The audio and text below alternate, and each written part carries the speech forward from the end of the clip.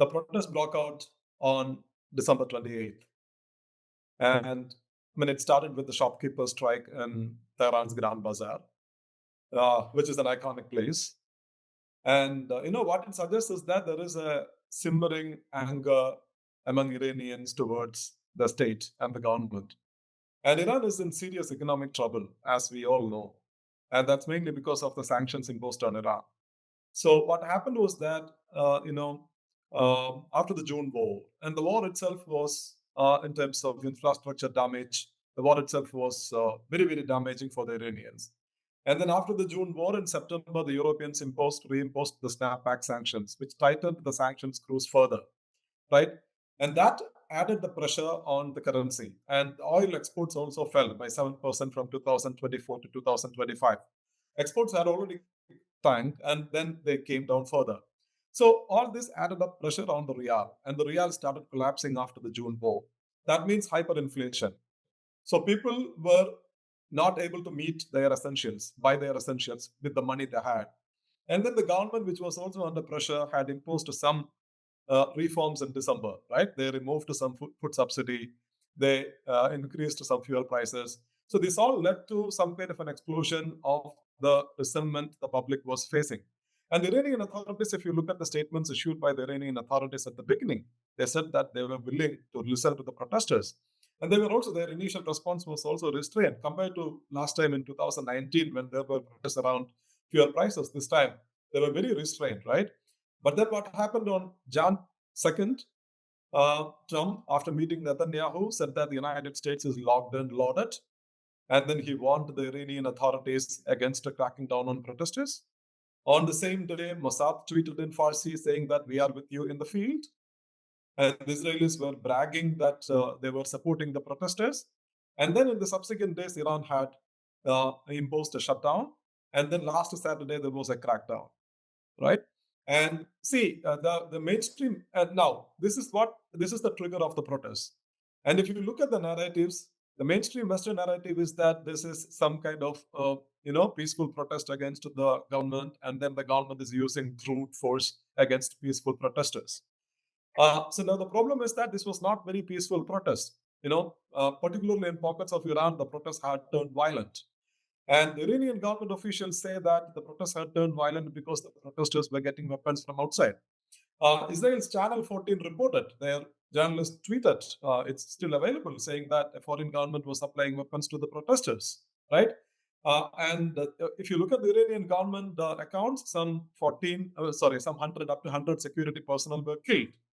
And the government, and also what the Iranian government doesn't say is that they say that they crack down only on what they call terrorists or rioters. But last Saturday, there was a massive crackdown on the protesters. There was no doubt about it. I myself talked to several Iranians, and then who all said that the environment in Iran is very tense. The air is tense and fearful. Someone also told me that they hadn't seen this kind of violence in many, many years.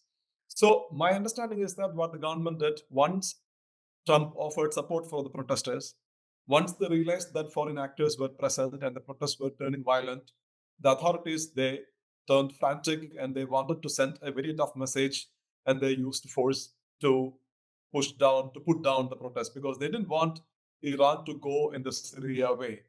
So as a result of that, how many people were killed? I don't know. There are all kind of conflicting reports are coming out, and these reports are coming from Washington D.C. or Oslo or different foreign capitals. We don't know, but definitely the government tried to put down the protests. And then Iranians also tell me that at least for the last 3-4 days there were no protests, maybe because of the government crackdown, and the government says that normalcy is returning to the streets. I think they have very prejudiced notion about Iran. For example, Iran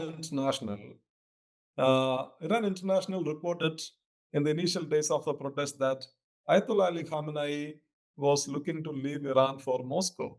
Imagine.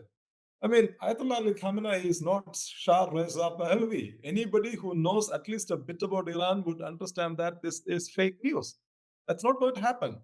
He is 86-year-old. He is the spiritual leader of the Shia community, right? And whether the regime is falling or not, I mean, this report is fake news. I mean, this is the kind of narrative that these media organizations were peddling. And the same Iran International reported that 12,000 people were killed during the crackdown, and American media reproduced it without any evidence. So this is how they were, driving the narrative. And I saw a lot of Iran experts in the West. They were all saying that the Iranian government is on the brink of a collapse. German Chancellor Friedrich Merz himself said this. Lindsey Graham said this. And the former US State Secretary said this. But I mean, in my understanding, all these, uh, experts or politicians, they were all trying to add to the narrative. The government might, I mean, if you look at the government, governments can collapse. The Syrian government collapsed, even though it took 13 years. Governments can collapse. But if you look at Iran, uh, when I look at it as an analyst, I looked at two things. One, whether the protesters had the political capital to bring down the regime. Let's say in the case of Egypt in 2011 or Tunisia in 2010. No, the protesters lacked the political capital. That's one thing. Two, is the government completely isolated? The Iranian state? Is it totally hated? Has the social contract been broken? Of course, there are sections of Iranian society that had turned against the Iranian state, but the state still commands substantial amount of support in pockets. You look at the 2024 elections, 30 million people voted, participated in the election. That is roughly 50% of the electorate. Even in the United States, you don't have 50% people voting in the elections, right? And then of the 30 million people, 13 million people voted for Saeed Jalili, who is the hardcore pro-government candidate. So those 13 million people are the staunchest supporters of this government, right? And then you also saw the government mobilizing hundreds of thousands of people in the street on Tuesday, 2 days after the crackdown. So I don't see the social contract is completely broken. And the third question you ask yourself is whether the military is deserting. Even in the case of Syria, in the case of Libya, sections of the military had deserted, even at the beginning of the civil war, right? But in Iran, you see that all the security apparatus, whether it is the Iranian military, whether it is IRGC or Basij, all of them are standing united with the government, right? And they're ideologically or they're driven by both ideology, the theocratic ideology of the Iranian state, as well as Iranian nationalism. So when I look at it, I may be wrong. I'm an analyst. Everybody gets it wrong. But when I look at it, this is my methodology. When I look at it, I don't see that the government is facing an imminent collapse. This is why I've been arguing for the last 2 weeks. But on the contrary, a lot of analysts in the West were saying that yes, it is on the brink of collapse. But now, yesterday, New York Times had a story, Wall Street Journal had a story saying that America's foremost intelligence agencies advised President Trump that even an American attack would not guarantee a regime collapse. And then, I mean, according to these reports, they talked Trump out of it. So, I mean, as of now, if you ask me, I don't see any signs of weakness. I don't see any visible cracks in the whole state system. That doesn't mean that this won't fall in the future. That doesn't mean that the United States would not try to bring it down. They might try to bring it down. But the protesters, they lack the political capital, and the security apparatus stands together with the state. I think, this is an exercise to build some kind of international opinion against Iran. So exactly what they're going to do, I don't know. I still don't rule out completely a one-off American strike on Iran. I think Trump, to save his face, might do this. He's not doing it right now because they think that if they do it now, on the one side, the regime might not collapse. On the other side, the Iranians will retaliate. And the Iranians might retaliate with greater force this time than in June. And that would ignite a larger regional conflict. And the United States believes that it is not ready from an operational point of view to fight a larger battle in the region. So once the United States reinforces, I think we will see in the coming days whether Trump is going to order USS Abraham Lincoln from the South China Sea to the waters of West Asia. It is likely to happen. So the United States will have to reinforce themselves, right? So in the meanwhile, they will try to kind of now there is a huge narrative war is happening. The narrative war, you go and read any Western newspapers, right? You read Washington Post, you read the Wall Street Journal. Everybody is saying that the Iranians had killed thousands. That's the word used. Thousands of peaceful protesters. And all these reports are based on these two organizations. One is based in Washington, D.C., and the other is based in Oslo. So there is a huge attempt is happening that's to building narratives, to building a narrative. So the United States is kind of, as well as the Europeans are trying to strengthen this narrative so that they can completely isolate the Iranian government. I think that's what is going to happen. Reimpose more sanctions. I think the United States had already imposed some sanctions yesterday, right? So they might target individuals now, the Iranian president, or maybe the parliament speaker, the security head. So individuals they might target with sanctions. So these are the measures we are going to see, right? And I think we will also wait. We will also wait and see whether the Iranian dissent is going to be weaponized. Uh, that can also happen. That's what the Syrianization of Iran is, because if you can't bring down the regime at one go, you have to do it gradually in multiple steps. That's what you did in Syria. So all those things are happening. I mean, even if the United States is not attacking Iran today, that doesn't mean that the heat on Iran is off. Iran is in serious trouble. There is no doubt about it, right? The Iranian state, even if it survived today, it's going to fight a firestorm, and that firestorm will come in the name of in the form of international public opinion. It can come in the form of sanctions. It can come in the form of violent upsurges in parts of the country, and it can also come in the form of a direct regime change war once the United States is confident enough to launch it. The people in Iran are kind of stuck between a government that is turning increasingly oppressive and foreign powers who want to use them as a pawn in their geopolitical games. And that's the tragedy of the people in Iran. So if you are genuinely concerned about the Iranian people, what you have to do? You have to actually engage Iran's rulers and encourage them to introduce reforms, both economic and social reforms, right? And there was a path to do that, the 2015 nuclear deal. All said and done, the Iranians, everybody attacks Iran of being some non-pragmatic, authoritarian, mindless clergy. But that's not true. The Iranians are of course, they have their ideology, but they are very pragmatic when it comes to dealing with the rest of the world. They engaged the West. They signed the 2015 nuclear agreement. They decided to scuttle their nuclear program. In return, the West promised to remove the sanctions. What the Iranians wanted was to get reintegrated into the global economic and diplomatic mainstream. Then what happened? Who violated the deal? The United States violated the deal, right? In 2018, Trump unilaterally pulled the United States out of the nuclear deal and reimposed sanctions on Iran. So the Iranians were actually trying. So the 2015 nuclear deal actually offered a path towards helping the Iranian people and pushing the Iranian state to reform itself. So what you have to do, you have to engage with them. You have to make investments. You have to make sure that the Iranian nuclear program is under the control, right? And then you push them to introduce reforms, offer more freedoms to the people. But instead, the United States destroyed the nuclear deal on behalf of Israel because, Israel has a completely different understanding about Iran. Now, for Israel, Iran's nuclear program is one thing, Iran's overall capacity is another thing. So they were opposed to both. They don't want Iran to become stronger, a stronger conventional force, right? So Trump, when he destroyed the nuclear deal, reimposed sanctions, what he wanted was to basically enhance the economic suffering of the day-to-day life of the Iranians, right? And that's what they did.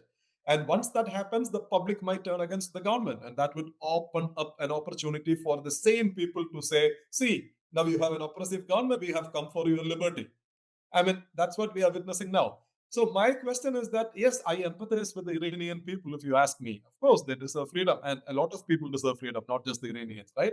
There are a lot of dictatorships and authoritarian systems in the world, and they deserve freedom. And in the case of Iran, the Iranian government is not able to basically address even the economic problems because they are under tight Western sanctions. So the Iranian government is in kind of, in a very, very tight situation. So what they are going to do, what they actually have to do is to at least address the economic problems. They have their public, they have to reinforce the social contract with the people, because the whole idea of the revolution was that the revolution was basically against a despotic monarch, the Shah. And now the Iranian government is being accused of behaving in the same way. So there is growing discontent among the public. This is something that they have to address. The Iranian government has to address. And then they should also try to engage the world. But I don't think that's possible, at least as long as Donald Trump is the president of the United States. So if you talk about the prospects of the Iranian state, I would say that it's pretty grim at this point of time. This is the biggest crisis they are facing because on the one side there is growing the protest internally, and at the same time you have this external threat of another wave of attack by the United States or Israel. So Iran has to do two things. One is to basically regain the confidence of its people. Two is to strengthen its deterrence. And strengthening its deterrence means they are already trying to replenish their ballistic missile arsenals. They would also try to seek stronger ties with the Russians. The Chinese are not going to get militarily involved, definitely not. The Russians are stuck in Ukraine, but still there is, I think, I hear that there is top level cooperation between these two. So the Iranians will have to address both challenges. This is their problem now, because in the past they had withstood internal crisis, they had also withstood external aggression. But now they are facing both at the same time. That's what is making the current moment the gravest for the Iranian state. So apparently Trump had decided to attack, I mean, if you look at American media, decided to attack on 15th night, 15th early morning, 14th night. And the Israelis were prepared for that. The Iranians were also prepared because the Iranian airspace was closed. And the Americans had advised their diplomats and some officers in Qatar to leave the base because they expected an Iranian retaliation. But then the United States backed off in the last moment. The new narrative is that the American Arab allies, as well as Turkey, and even Prime Minister Netanyahu had talked to Trump out of it. I mean, I don't know. I don't know whether it's true. I don't know whether it's a spin to justify Trump's decision. But one thing is certain: like the Saudis, the Qataris, and the Omanis were not very comfortable with the idea of an American attack on Iran. That's very evident. So they had expressed their displeasure. So why? The question is why. I mean, especially Saudi Arabia, it's interesting because Saudi Arabia and Iran were at odds with each other, right? And still Saudi Arabia doesn't want an American attack on Iran. So the answer, see, one thing is that if the United States bombs Iran to bring liberty, quote unquote, today, and if this is how they are going to bring democracy to Iran, they can do the same thing to Saudi Arabia tomorrow. So clearly, the Saudi royals have their own concerns, right? Because Saudi Arabia is not a garden of liberal democracy either. The situation of the women in Saudi Arabia are not better than the situation of women in Iran, right? I mean, whatever you are using against Iran can be used against Saudi Arabia with greater force. And then, secondly, an attack on Iran or a forced regime change would trigger instability. You look at Afghanistan, you look at Libya, you look at Iraq. I mean, you don't have to be John Mearsheimer to understand what happens when a foreign-induced regime change takes place, right? I mean, there would be complete chaos. And Iran is a country; it's a huge country. It's a huge country of different ethnicities, right? And some of the Iranian minority militia groups have already started fighting in pockets of the country, in the southeast particularly. So they are all worried about the instability. It could trigger another wave of refugees. It could plunge Iran into deeper chaos. There is no alternative. Uh, Reza Pahlavi is calling himself the Crown Prince, and Fox News is calling him His Highness, etc., etc. But the Iranians, I don't know. I mean, whether the Iranians are going to accept him. He hasn't even set foot in Iran for over 40 years, right? I mean, the American media is trying to project him as the next leader of Iran, but it may not be that easy on the ground. So they are fearful of instability. That is the second point. And the third point, that which is I think is the most important point. You look at how Israel is behaving over the last 2 years. Israel has been emboldened, right?